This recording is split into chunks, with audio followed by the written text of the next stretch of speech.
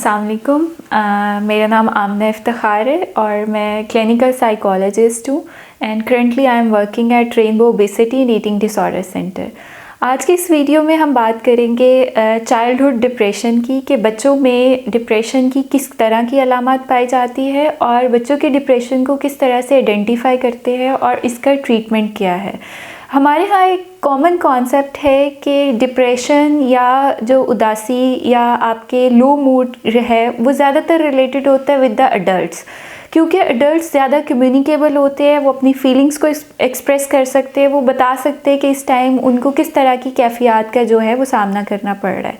लेकिन पर्टिकुलरली अगर हम साइकोलॉजिकल डिसऑर्डर्स की बात करें तो उसमें चाइल्डहुड डिप्रेशन एक क्लिनिकल डिसऑर्डर है जिसमें एज रेंजेस जो होती है वो 6 to 12 ईयर की एज के बच्चों में डिप्रेशन के साइन एंड सिम्टम्स पाए जाते हैं।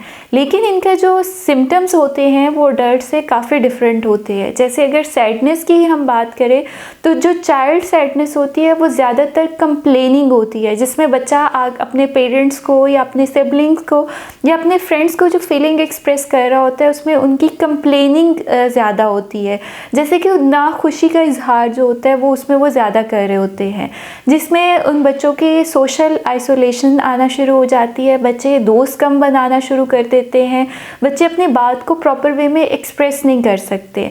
तो चाइल्डहुड डिप्रेशन अडल्ट डिप्रेशन से इन सारी वेज में जो है वो डिफरेंट होता है। इसको हम आइडेंटिफाई कैसे कर सकते हैं?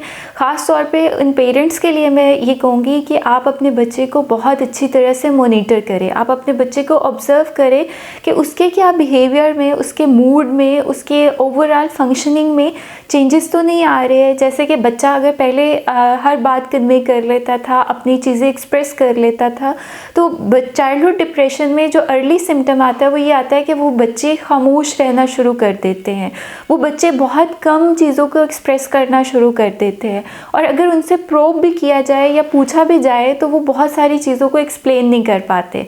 इसके साथ चाइल्डहुड डिप्रेशन में जो दूसरी चीज़ आती है कि वो अपने दोस्तों से दूर होना शुरू हो जाते हैं, वो बहन भाइयों के साथ उस तरह से एक्टिवली टाइम स्पेंड नहीं करते हैं जिस तरह से अगर वो खेल कूद में या अपनी जो लेयर एक्टिविटीज़ होती है उसमें पहले की तरह जो है वो इंगेज नहीं रहते हैं। लोगों से वो मिलना जुलना कम कर देते हैं। जिस तरह अगर घर में उनके कोई गेस्ट आए हैं तो डिप्रेशन के जो शिकार बच्चे होते हैं उनकी कोशिश होती है कि घर में आए हुए मेहमानों को वो ना मिले या उनसे कम बातचीत की जाए। एजुकेशनल साइड पे देखा जाए तो बच्चों की परफॉर्मेंस काफ़ी ज़्यादा इफ़ेक्ट होती है। वो बच्चों को चीज़ें मेमोराइज़ करने में मसला होता है। इन बच्चों की अटेंशन कंसंट्रेशन जो होती है वो ख़राब होना शुरू हो जाती है एंड लेटर ऑन अगर देखा जाए इसके सिवियर कॉन्सिक्वेंसेस में तो समटाइम्स बच्चों में सुसाइडल थॉट्स भी आना शुरू हो जाते हैं। अगर हम इसकी वजूहात की बात करें कि कौन सी ऐसी वजूहात है जिनकी वजह से चाइल्डहुड डिप्रेशन बहुत ज़्यादा प्रेवलेंट होता है या ये बच्चों में पाया जाता है, तो पहली वजह ये होती है कि जहाँ पर पेरेंट्स बच्चों को प्रॉपरली टाइम नहीं देते हैं। बच्चे ज़्यादातर टाइम जो होता है वो या तो अपनी क्लासमेट्स के साथ, स्कूल के अपने बच्चों के साथ या घर में मेट्स के साथ टाइम स्पेंड कर रहे हो, वहाँ पर इन बच्चों में ज़्यादा चांसेस होते हैं कि इन बच्चों में डिप्रेशन जो है वो रिपोर्ट किया जाए।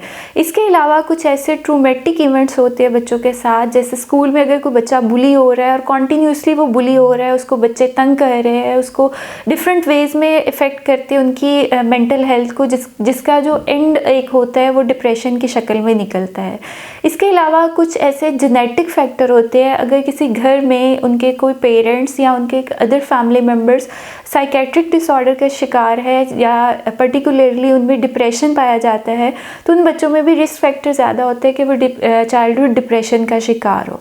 अब ये तो वो सारी चीज़ें होगी जो हमने देखनी है कि अगर हमें किसी भी बच्चे में ये चीज़ें नज़र आ रही हैं तो हमने उसको अर्ली स्टेजेस पर आइडेंटिफाई करना है और उसको ट्रीट करना है। और एक चीज़ पे मैं हमेशा फोकस करती हूँ और इनकरेज करती हूँ कि जितना जल्दी किसी भी चीज़ का डायग्नोसिस किया जाता है उतना अच्छा उसका प्रोग्नोसिस मीन्स उसका ट्रीटमेंट होता है।